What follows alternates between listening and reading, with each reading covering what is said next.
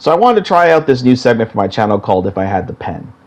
My goal here is to look at stories, scenes, characters that I feel were not executed well. Then I fix them. Sometimes within the confines of what the original is giving me to work with, sometimes I do a full rework. I'm an independent writer and published author. I'm a story first kind of guy. Shameless plug. Check out my book Wolvon, which is available on Amazon in both ebook and paperback formats. There are links for it in the description of the vid. Now, the scene I'll be improving today is the death of Batman and Suicide Squad kill the Justice League. In this game, Brainiac has captured most of the Justice League minus Wonder Woman, and with his tech has brainwashed them to be his servants and twisted their personalities into warped logic versions of themselves. So it's supposed to be them if they truly went bad, sort of. Anyway, it's up to Task Force X, aka the Suicide Squad, to kill them because what Brainiac has done can't be undone. Except those multiple DC continuities where this kind of stuff is undone all the time. But never mind that. According to the devs, this is tied to the Batman Arkham games. Yeah, it's not. The fact that Deadshot went from being white, like he was in the comics, in Arkham Origins, to black, the Mr. Slappy Face movie version, while having the same name according to the DC Fandom event, and being called that very same name in this very scene. Thus, I'm supposed to believe it's the same person. Here's a tip, guys. If you want to have a continuity, how about you don't change a character's race, then tell me it's the same person, and insist it's the same continuity? Continuity must have consistency. Either keep track of things or just make a new continuity. Clear your writing like this is a different world, so commit to it. But since being in the Arkhamverse is a criteria they have set, I will humor this notion just for the sake of this video. Besides, the fact that they're trying to say it's part of the Arkhamverse just strengthens my case for this scene being a total failure.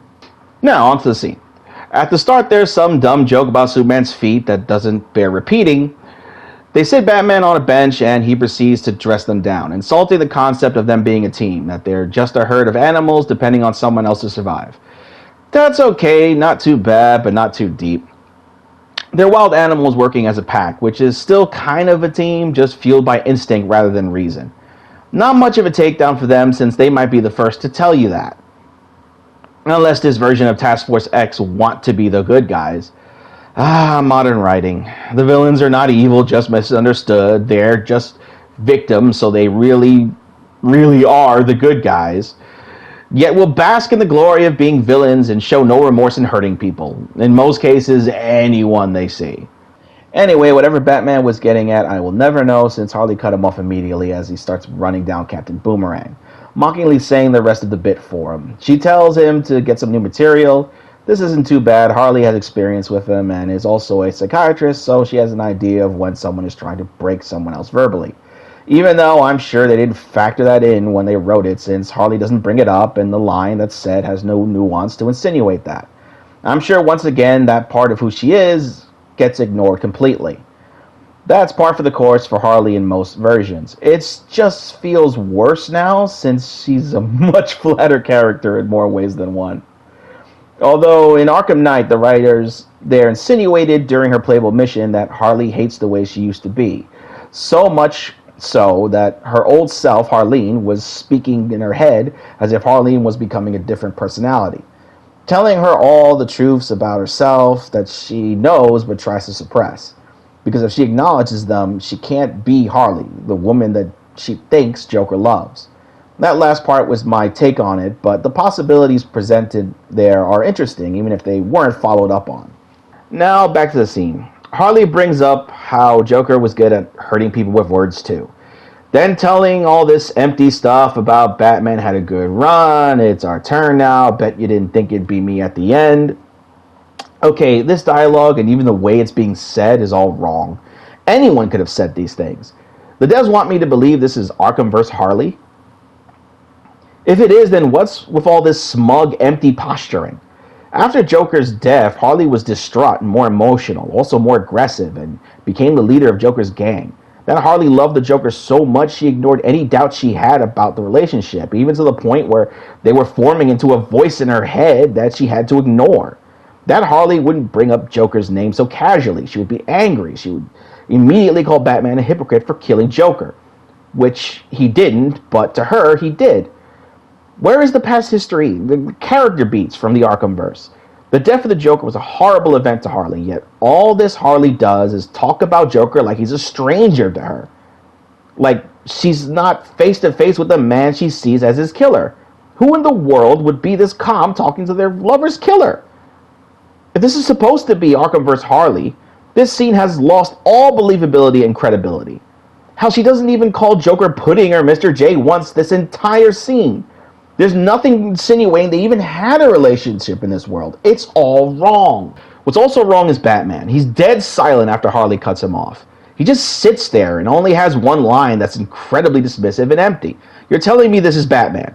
Arkhamverse Batman. The guy that fought tooth and nail to save Gotham while suffering some form of affliction twice. His body and mind deteriorating, and this guy still kept going. He's just gonna sit there and not try to fight, at least verbally? He doesn't fear death. So why would he go out on a throwaway line? Why wouldn't he try to weaken them with some kind of psychological warfare? Why isn't he pushing Harley's buttons when he has so much back history to draw from? Why isn't he playing off the insecurities of everyone there? Is this just some Batman cosplayer with a Kevin Conroy voice changer? Because that's what it feels like. So Batman's last line in this scene is, "Are you done with your bad stand-up routine?" Harley replies by basically saying she's got to end on her best joke, in a try-hard one-liner kind of way.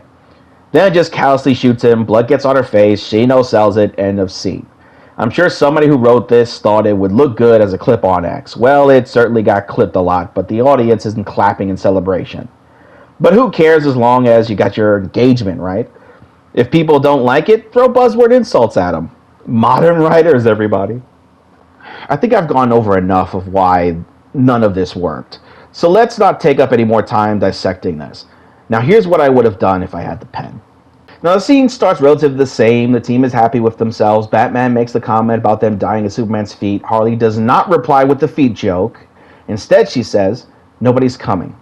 Nobody's getting in the way of this." Deadshot adds, "Yeah, especially since we're 2 for 2 on killing your friends so far." Captain Boomerang still says roughly the same line. "I love mixing business with pleasure." They place Batman on the bench like in the original scene. He says the line, "You think you're a team now? You're just a herd of animals only brought together for survival. Your individual survival. When things get too tough, you'll do what you always do. Look out for yourselves and leave the rest to die. That time is coming soon and you all know it. So go ahead and pretend you're some twisted family a little longer." Harley had been listening to Batman's words but clutched her gun the entire time. She interjects before Batman could start breaking them verbally. "No, I'm not going to let you play psychoanalyst. I had that job and it sucked. You know what this is really about for me.